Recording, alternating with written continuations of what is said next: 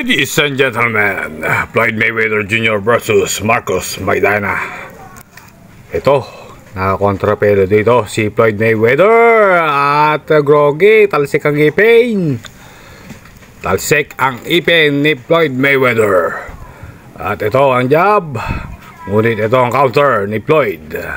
Sa panga, pero matibay ito si Marcos. Ayun, talsik ang ipin ni Floyd Mayweather at groggy.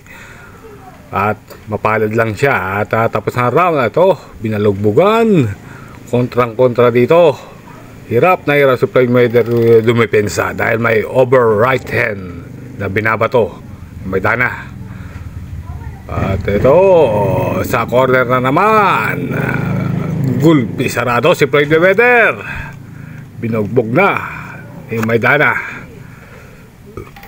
Hirap kumonekta si Floyd Mayweather dito dahil kay Maidana ay agresibo.